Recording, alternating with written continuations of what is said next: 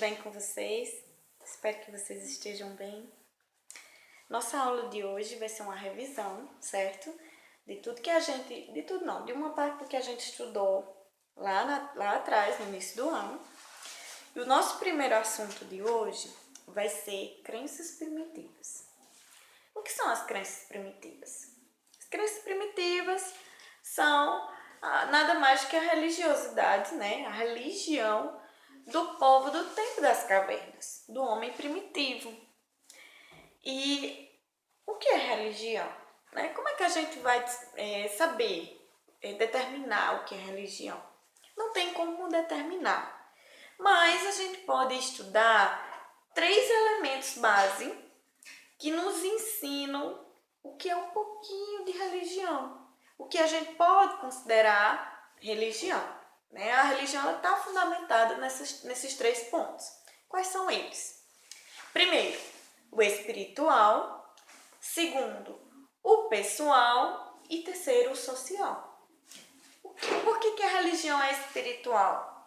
Porque ela lida com deuses, com divindades. Toda religião tem o seu Deus e a sua divindade, ou vários deuses. Por isso ela é espiritual. Ela é pessoal porque cada um professa a sua. Não tem como eu crer em Deus no lugar do meu amigo. Ou se o meu amigo não crê e eu creio, então sou eu que vou estar crendo. Eu não tenho como crer por ele.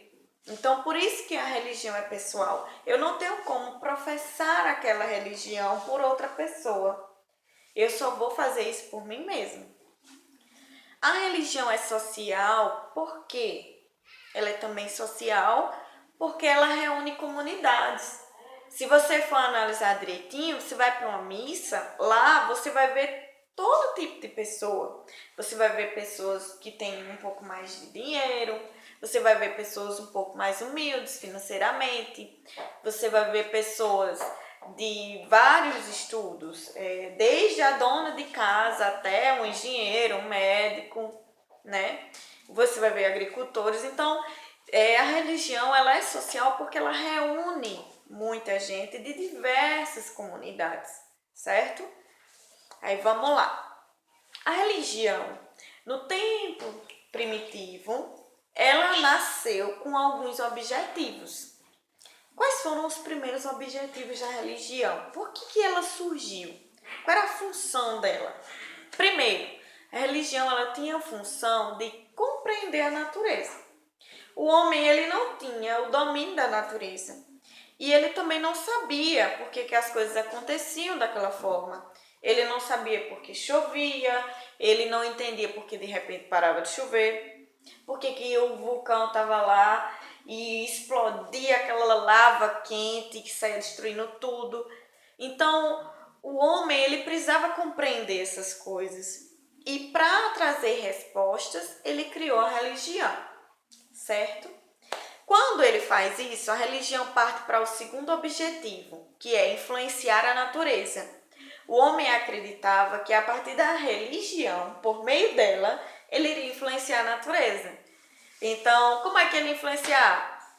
Ele fazia sacrifícios de animais, até mesmo de pessoas, em troca de ter uma boa colheita na agricultura, em troca de chuva, ou para que um vulcão não entrasse em erupção e destruísse tudo. Então o homem ele tinha essa ideia na mente dele de que através da religião a natureza ia obedecer às suas vontades. Outro ponto, outro objetivo é explicar assuntos como vida, morte e vida após a morte. Esses assuntos até hoje não são bem explicados, né? Então, o homem precisava ter respostas de como o mundo foi criado. Foi através da religião que ele trouxe algumas respostas. O homem precisava ter respostas do que acontecia depois da morte, né? Para onde que o ente querido iria. Então, na religião, ele traz algumas respostas assim sobre esses assuntos, mas tudo baseado na sua crença, na sua fé. A religião também ela traz uma forma de se comunicar com os deuses. Se o homem cria a religião, cria os deuses, ele precisa se comunicar com os deuses. Então, a religião ela traz isso, essa comunicação. Através de quê? Através de rezas e rituais. O que são os rituais? Rituais são aquelas coisas que a gente faz repetidamente em prol de algo. Por exemplo, um ritual da igreja evangélica é ler a Bíblia. Né? Numa igreja evangélica, todos levam a Bíblia. E lá sempre vai se ler a Bíblia em algum momento. Já na igreja católica, o ritual é a questão do padre, como ele se veste para rezar a missa, né? Aquelas imagens que tem lá. Tudo aquilo faz parte de rituais, né? Próprios daquela religião. Então, através dessa comunicação com rituais e rezas, o homem ele acaba formando duas coisas principais na sua sociedade.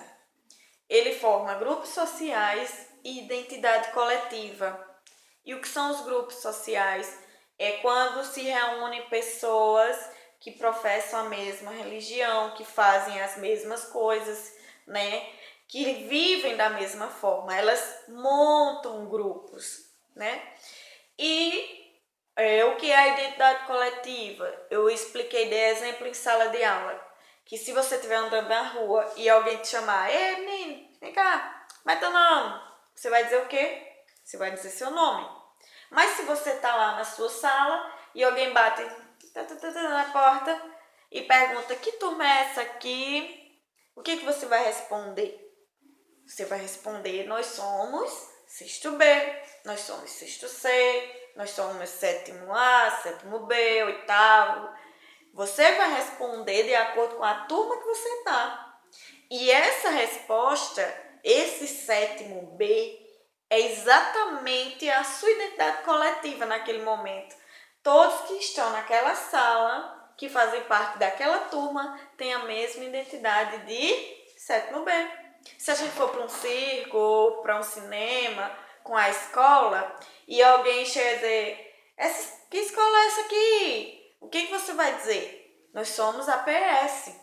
Então, a sua identidade coletiva naquele lugar, no momento, é APS, porque você estuda naquela escola, certo? Próximo ponto. O que a religião oferece? A religião oferece, primeiramente, uma compreensão do seu lugar no mundo. Através dela, você sabe, por exemplo, de onde você vem, o que você está fazendo aqui, para onde você vai, quando você morrer. A religião, ela te dá essas respostas, entendeu? Se você perguntar para um evangélico, por exemplo, ele vai dizer, eu vim de Deus porque foi a vontade dele, ele me criou. Eu estou aqui com a missão de servir a Jesus e ganhar muitas vidas para Jesus. E eu vou para o céu quando morrer. Ele tem as respostas para essas três perguntas, entende? Com base na fé dele, na religiosidade. Outra coisa que a religião oferece é um modelo de organização de vida. A religião, ela te dá meios, formas de viver, regras que te auxiliam, como é que você deve seguir seu caminho. Não tem como você dizer que é religioso e você viver de qualquer forma, de qualquer jeito, fazendo o que quer, como quer. Não tem. Sempre que alguém professar alguma religião, ela vai seguir as regras daquela religião, certo? Seja a religião que for. E a gente vai conhecer com os povos primitivos que existiam muitas regras interessantes, que a gente não está habituado, certo? A religião, ela te dá também uma mesma linguagem. Ou seja, você começa a falar de acordo com aquele grupo que você está inserido, daquela religião, certo? Sei lá, por exemplo, você está no meio evangélico. O que a gente mais escuta dos evangélicos? A gente escuta, Pai Senhor, irmão, né? Está repreendido. Ou vigia. Esse tipo de linguagem. A gente já sabe logo, evangélico é crente, ó. Ela vê um crente. Do mesmo jeito tem o católico, né? Que já tem outra linguagem, que Ave Maria te acompanhe, que que Maria interceda por nós, que a Virgem interceda por nós. Então, são linguagens próprias de cada religião. Tem as outras religiões que também têm outras linguagens, certo? E a religião, para finalizar, ela também serve como uma ferramenta política. Como assim, professora? Hoje, não muito. Eu diria que não muito. Mas em tempos atrás, a religião ela era assim, ó, com a política.